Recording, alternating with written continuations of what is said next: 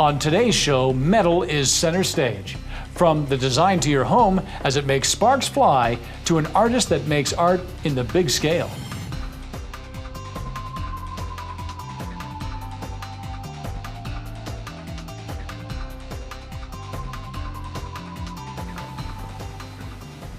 Hello and welcome to another edition of Max Magazine. I'm your host, Brad Graves. In today's episode, this is going to be fun. It's a very artistic episode because today we're going to meet some very talented, unique men and women who are very talented at what they do. These men and women are very adept at working with metals. Which brings us here to the Neil Bulkwell Center in Regina. Here, we're going to meet a very talented woman named Melody. Now, before we do show you what Melody does, we're going to take you to Saskatoon to meet two very talented women who are very adept at working with metal and making beautiful designs, both beautiful and functional, for their clients.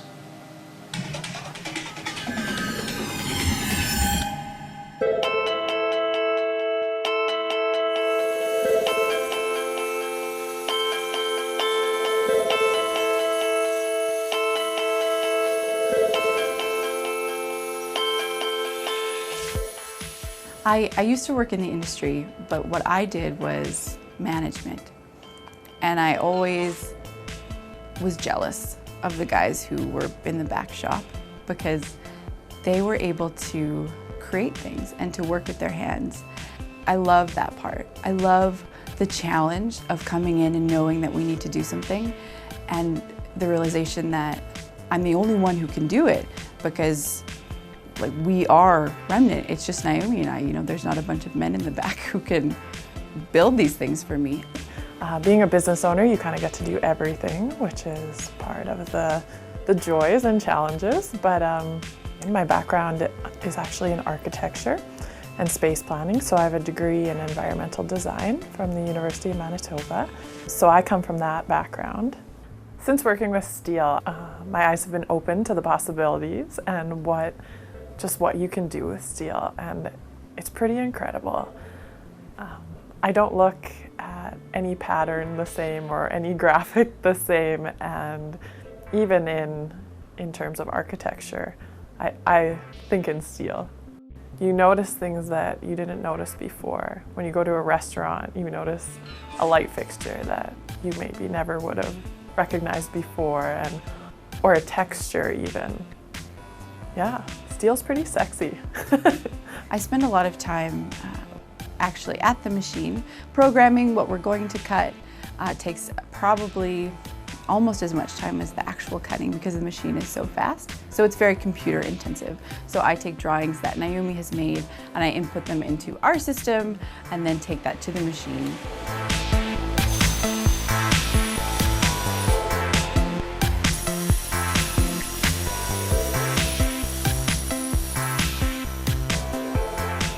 A plasma cutting machine is something that's widely used in the industry. They actually started using plasma cutting machines during the Second World War. It started when they needed to weld on a large scale, and so the plasma cutting table began. It's like a saw, but it uses gases. So it takes a gas and it heats it to an intense level and turns it into the fourth state of matter, which is plasma. Different materials are cut using different gases. The most common is we actually use a lot of air. So when I'm cutting aluminum, I'm actually just using air, which still blows my mind how that even works.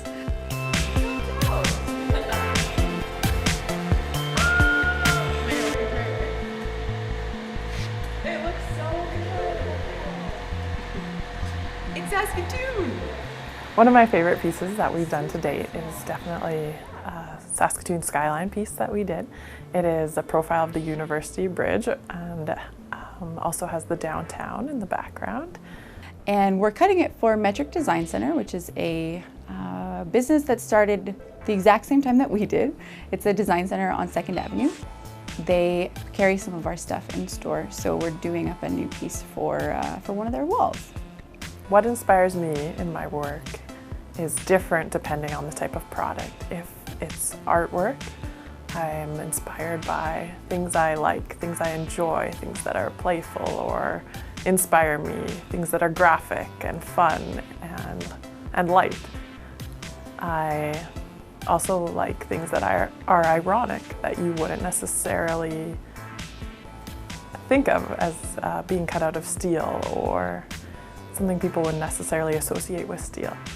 And in terms of signage and some of our other types of products, I would definitely say that architecture is definitely a big influence, and just general design principles and how they can be related to numbers and signage, and just an overall general sense of clean, modern design. We've built our company around the idea that we are a part of a bigger story. And so when we see our pieces, little remnants, out in the public, it fills us with a sense of enthusiasm that now we are a part of someone's story. And because it's steel, we firmly believe that it's gonna probably outlive us. So it's an interesting way to leave a mark in the area.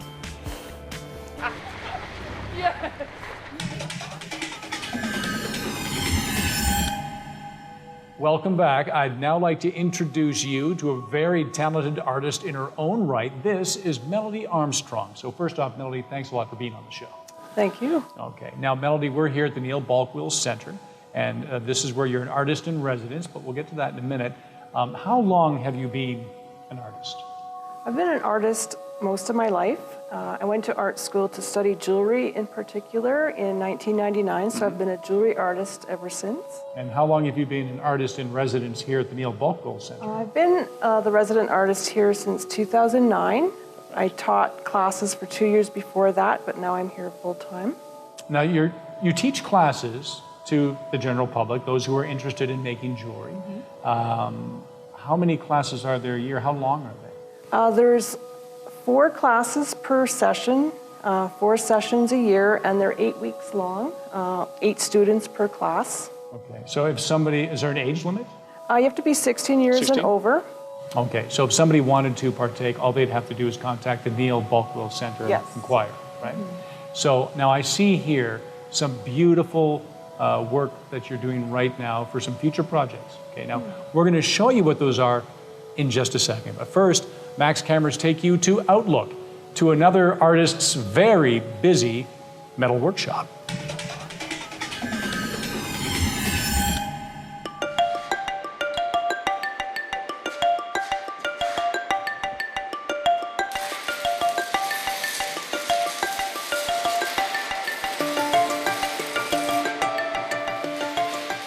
I was an art student back in the University of Saskatchewan, and my final year I finally met up with Bill Epp, who was my sculpture prof, and Bill became my mentor. And in 1968, he started off on a sculpture symposium at the Mendel Gallery, and I built a piece of sculpture which is about 15 feet tall, and it's still there, and I've been sculpting ever since.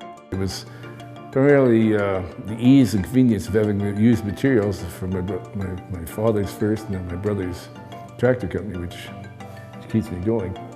There's so much junk there that I keep saying that I'm the eldest son, so I get the first crack at the scrap pile. If they don't like it, I tell my mom. She's 95 years old and still telling us all what to do. We're in the shop of Dale Hicks in Outlook, Saskatchewan. And Dale is a sculptor, and he's a friend of mine, and we got together less than a year ago, actually, for our first commission. He and I got together, we built this Sandhill crane. Sandhill crane was very indicative of the Outlook venue. It's a place that the cranes come in the fall, and there could be, 8,000 to 10,000 of them up and down the valley. And so we built this crane, and it turned out very well. We build a horse out of triangles and curves and voids and rods that we thought would be the essence of the horse as we saw it.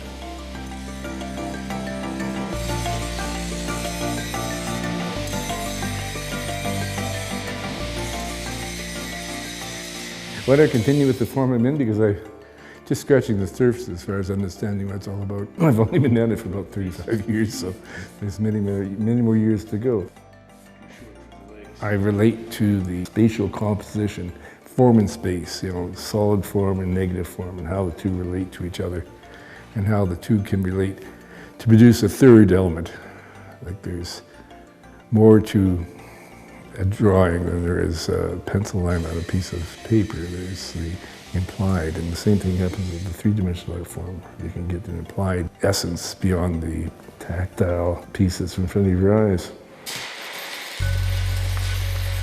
My favorite part of the whole thing, though, is just involving in the process and discovering some different ways in which the metal will react when you do something to it, and it gives you impetus to other things. Sometimes you see things evolving that you hadn't planned at all, and you can capture them, and you can capitalize on them, and hopefully bring it back to a different time and place. I'm actually a modeler. I model things rather than carve things. I don't take away, I add to. In sculpture, you're either building up or you're taking away from something there already. I've got pieces at the University Sculpture Garden and one down in Mendel still. And various individuals have different pieces of mine around town in their yards and their personal collections. So that's it's edifying to know that somebody cares enough about to put it up, to show it, to tolerate it. It's satisfying.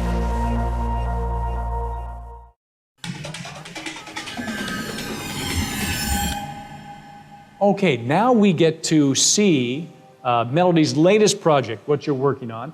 You're creating some beautiful jewelry here for a project called Dimensions. What's that all about? Dimensions 2013 is a call for entry put on by the Saskatchewan Craft Council. They do it every 2 years. So artists around the province of Saskatchewan can enter up to 2 pieces. And they have a jury that selects up to 34 pieces, and those pieces are included in a group exhibition that tours around for the next 2 years. Oh, wow. And you've had pieces in this exhibit or exhibits like this before, haven't have, you? yes. I know you've been in magazines, you've written articles, right? Mm-hmm. So today you're working on some beautiful pieces. What is it we're looking at right here? The materials that you're using. Well, I am using sterling silver and copper with enamel on top. And I will be doing stone settings later on with diamonds and constructing a neck piece. Because I can see you do the drawings first, and that's going to look like a beautiful necklace when it's all done. And is that real silver? It is This- sterling silver. This is a plate of sterling silver. I'd be afraid to cut into this and make a mistake. Is it hard to cut? It's not hard, and I can show you how. Really?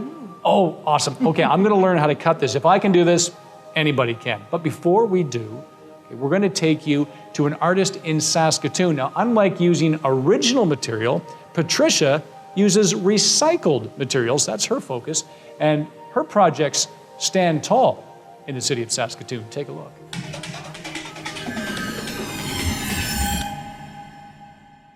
I grew up in a household full of art. My mother was the curator for the city of North Battleford for about 30 years.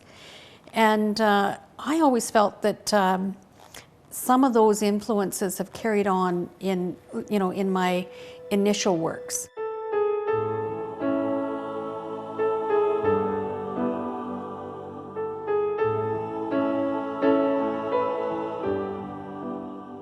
I ended up going to university and getting a commerce degree, worked in the area of business for a number of years. And then when I retired, I needed something to fill that void. So I started at the University of Saskatchewan, just taking a couple of classes. And second year sculpture, I discovered that I had an affinity for metal. We had 2 seconds of instruction on how to weld 2 pieces together. And then that was the initial part of the class, and then we had to produce some work. And I ended up finding that I could make a beautiful work of art just with one weld, and using recycled materials.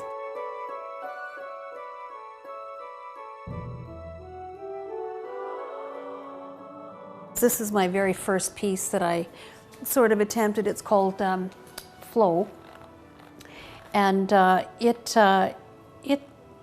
I found that the metal seemed to be, as I shaped and colored it and ended up welding the pieces together, I had these flowing liquid looking pieces. And they didn't look like cold hard steel anymore. They looked like beautiful, sensuous works that you might want to stroke or touch, or they seem to have a beautiful organic feel to them. I just found that the larger the pieces got, the more exciting they were. And I don't know why, but I ended up working with these, thousands of pound pieces. Where the progression came in was at Emma Lake. We had, I was involved in the Emma Lake Woodturners seminar or session. I think it was in 2004, and somebody brought some plexiglass. And so what you do is you just play with materials, create work, collaborate with somebody, and then that work is auctioned off to pay for the next 2-year event. So I just started heating up this plexiglass with a torch, which is probably not right because it's very toxic. But I ended up creating these really beautiful fluid shapes. And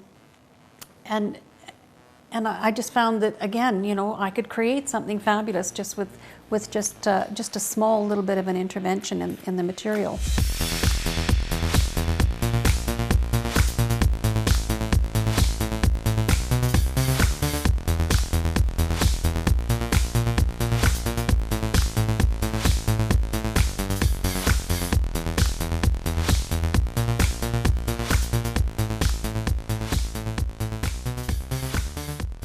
I ended up meeting a plexiglass manufacturer, Dave from Laser Impressions. Dave loves working with artists.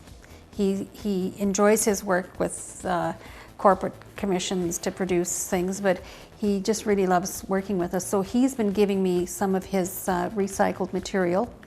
I have a whole truckload he gave me one year. So I've been producing work from a lot of those recycled pieces. It's the same with the metal. I try and use recycled material as much as I can, because why buy something new at 10 times the cost when you can actually recycle something, and again, it's an environmental thing for me. So a lot of the work today just is a result of that first Emma Lake event where I sort of started playing and found that I really enjoyed that material. It's also lightweight, so the 2-ton and 3-ton pieces of work that I've been working on just doesn't work anymore for my size and my age. So I've been trying to transition into some lighter weight materials. The response that I get from my son's friends when they were in high school and just kids at Halloween that come to my door is that, "Oh, that's just so cool, Mrs. Stushenov." And a lot of kids just want to know what is that? As a person nearing retirement, I'm challenged a little bit in that I've produced so many works and my house is so full, and a lot of the work has come back. Most of my commercial galleries have closed because of economic problems. So to continue producing is sort of redundant in some respects because I've just got so much work. So I'm sort of trying to rationalize what it is that I'm going to do from here on in.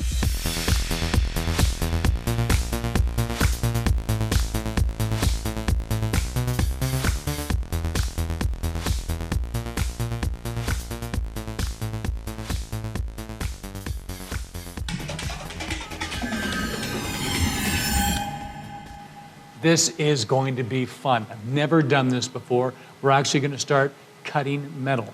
But this is very fine metal, and we're using very, very fine tools. So Melody, first off, what is this material that we're going to cut into? This is a sheet of brass. Okay. And this is what I start all my students out with, and I teach them how to saw on this. Okay, good, because I'm a first timer, so I'll work with the brass. And now what is this? So you're going to be using a jeweler's saw. It has a very fine saw blade. You can barely see the teeth. That looks like a piece of floss. No.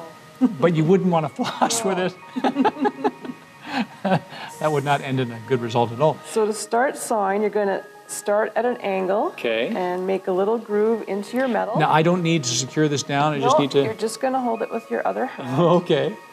And right. once you have a groove established. Like that? Yeah. Okay. You're going to start sawing straight up and down to Okay. continue. And you don't need to push into the metal. No. You just need to kind of gently go up and down. Okay. Oh, look at that. Okay, now just straight up and down like that? Yes. Okay. Oh, this is easy. I'm surprised. That it's like butter. Look at that. Oh, and I can easily see how you can make curves and that. Wow. Any shape you want. That is very, very cool. Okay. So this is how all your students begin. Yes. Now, you've been teaching this for a while, a lot of students taking part. Have you had any students that have gone on to sell jewelry or done shows? Yes, I've had quite a few students who have established their own home studios, done shows, set up some of their own websites. Wow. And they keep coming back every session to be in the studio to do a class or a project class. I can see how this can be rewarding. It's so fun, and then you create, Yes. and the whole process is amazing. Neil Balkwill Center is what you want to get in contact with and take classes from Melody. Thanks so much for sharing your work and your process You're with welcome. us. And thank you for joining us on another fun episode of Max Magazine.